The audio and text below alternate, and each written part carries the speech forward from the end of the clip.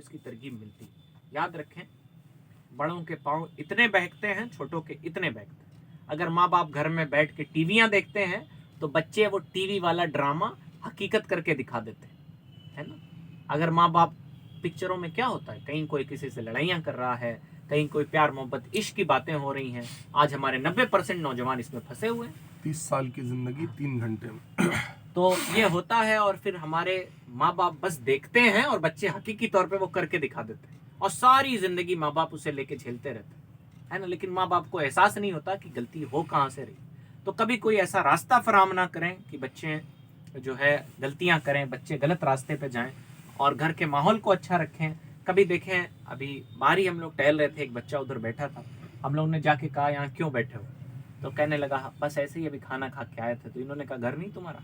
کہا گھر ہے، ابھی گھر سے آئے ہیں۔ تو کہا ماں باپ سے بیٹھ کے نہیں بات کر سکتے ہو؟ کہا کہ ابھی آئے ہیں، ابھی آئے ہیں۔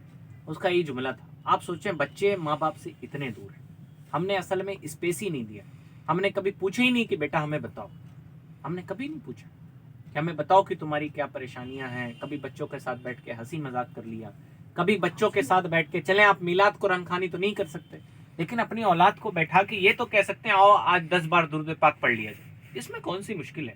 سب پڑھیں صلی اللہ علیہ وسلم، آسان سا کام ہے نا۔ کبھی بیٹھایا اپنی اولاد کو، کہا چلیں آج بیٹھ کے کلمہ پڑھ لیں۔ اب ہر روز تو مولانا صاحب آپ کے گھر نہیں آ سکتے نا، یہ ناممکن بات ہے، لیکن ہمیں مسلمان تو ہر روز رہنا ہے، بلکہ اللہ ہمیں مسلمان ہی والی زندگی عطا فرمائے اور اسی پہ موت عطا فرمائے۔ تو ہمیں ہمیشہ اپنے گھر میں تھوڑا کوشش، بڑوں کی زیادہ ذمہ داریاں ہوتی ہیں کہ بڑے اس میں پیش قدمی کریں، بڑے آگے بڑھیں، ہے نا۔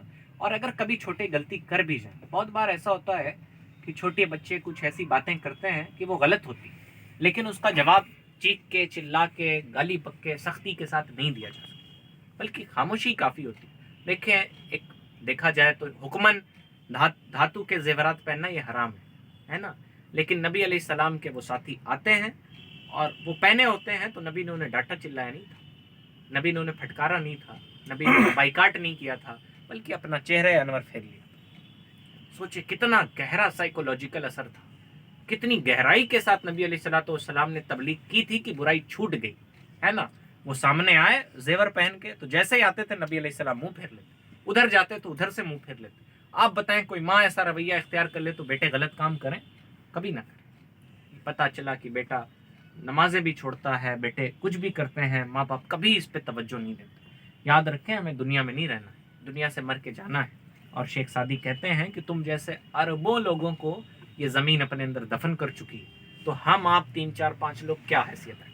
ایک دن زمین ہمیں بھی کھا جائے گی، لوگ ہمیں بھی لے جا کے اس گڑھے میں پھینک آئیں گے، اور پھر اس کی تکلیفوں سے ہمیں بھی گزرنا ہوگا۔ نہایت اہم ترین چلیں ہم ساری چیزوں کا انکار کر دیں، کوئی موت کا تو انکار نہیں کر سکتا نا، سب کو تو اس مرحلے سے گزرنا ہے، اس کو کوئی نہیں جھٹلا ہاں۔ سکتا۔ اور فرمایا، عربی کا ایک شعر ہے، عش ما شئت فانک میت، جیسے چاہو زندگی گزار لو، لیکن یاد رکھنا تمہیں ایک دن مر جانا۔ تو سمجھداری تو اس میں ہے کہ ہم اللہ کی رضا والے کام کریں۔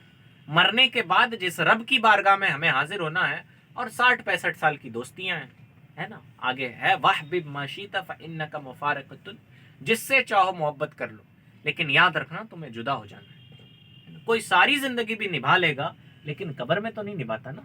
بڑے سے بڑے محبوب اور دوست اور عاشق، اور بڑے ماں بھی اپنے بیٹے کے قبر میں اترنے کو تیار نہیں ہوتی جناب۔ وہ ایسا دار ہے، وہ ایسا گھر ہے، وہاں کوئی دوست نہیں سوائے آپ کے نیک اعمال کے، وہاں کوئی ساتھی نہیں ہے سوائے آپ نے جو دنیا میں کمایا ہے اس کے۔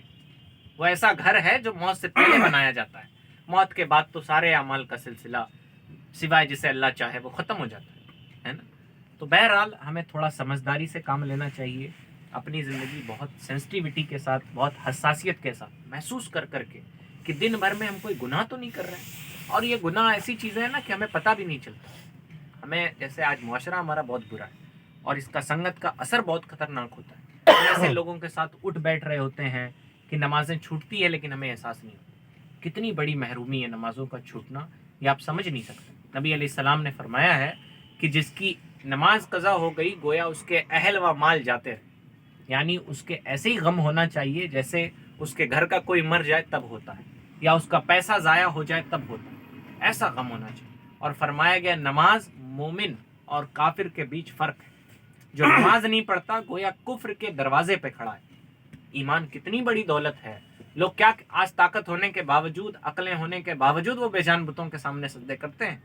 ایمان بہت بڑی دولت ہے، لیکن ایمان کی نشانی یہ نماز ہے نا. جو نماز نہیں پڑھتا گویا کفر کے دہانے دروازے پہ کھڑا ہے.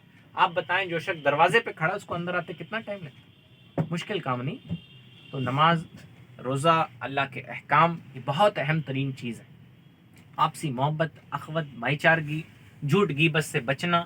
تھوڑی سی پیش قدمی کرتے ہیں نا ماں باپ، تھوڑی سی پیش قدمی، ایک بار وہ سچ بولنے کی ہمت کرتے ہیں، یقین جانے ان کی اولاد 10 بار سچ بولتی ہے نا. وہ ایک بار روکتے ہیں نا. جیسے گھر کی بہویں ہیں، وہ اگر امی کے سامنے کچھ کہیں کہ ہاں فلانی ایسی تھی، ایک بار اگر مائیں کہہ دیں ایک بار کہ بیٹا پیٹھ پیچھے کسی کی غیبت اور برائی نہیں کی جاتی، یقین جانے گھروں سے بلائی ٹل جاتی.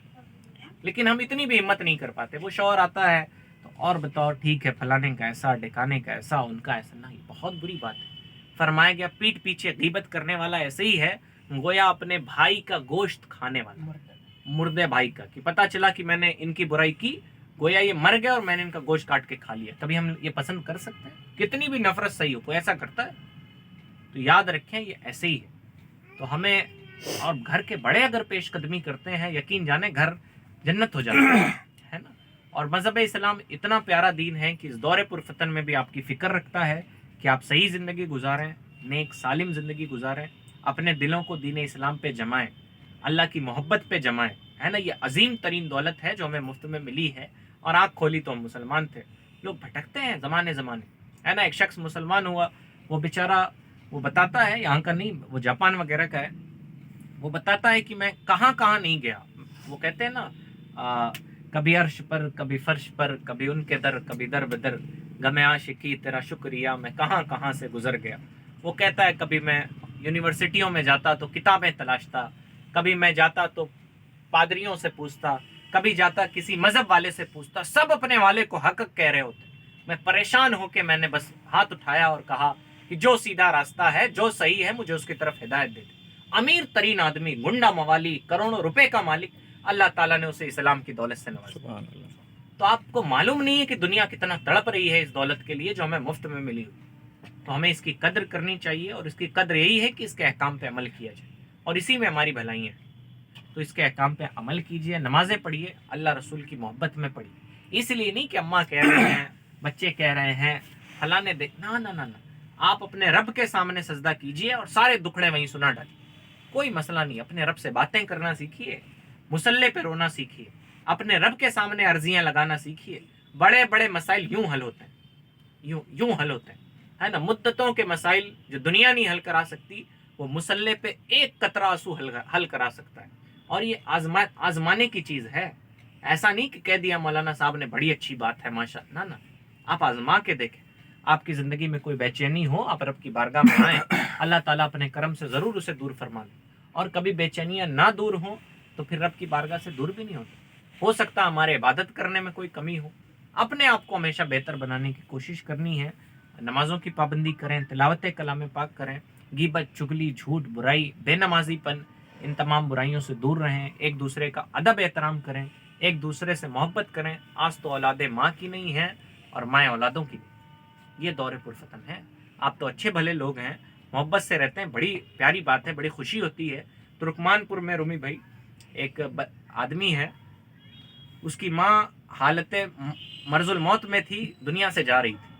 اس نے کہا کہ میرے بیٹے کو بلا لو. زندگی بھر ساتھ نہیں رہا بیٹا، لیکن ماں ہوتی ہے، دل پگھل گیا. کہا بلا لو، مل لیں. تو بیٹے کا جملہ سنیے. بیٹا کہتا اب کہہ دو قبرستان میں ملاقات. یہ دور پرفتن ہے. تو اللہ کا شکر ادا کیجیے اگر آپ کی اولادیں آپ کے ساتھ ہیں. چلیں ٹھیک ہے، تھوڑی موڑی نافرمان ہیں، ان کو سمجھایا کریں، اللہ سے رویا کریں کہ اللہ یہ بھی برائی ان کے اندر سے دور کر دے. لیکن ٹھیک ہے، آج اولادیں ماں کے پاس بیٹھ جاتی ہیں، یہ کمال کی بات ہے نا. دور پرفتن ہے نا. اولادیں ماں کے پاس بیٹھنا بھی پسند نہیں کرتی. تو بہرحال اللہ کا شکر ادا کیجیے. مصیبتیں آئیں اس پہ صبر کیجیے، برائیوں سے دور رہیے. اللہ تعالیٰ ہمیں آپ کو تھوڑا سا رشتہ داروں سے تعلقات بحال، اور غصہ بڑی خراب چیز ہے. غصہ حرام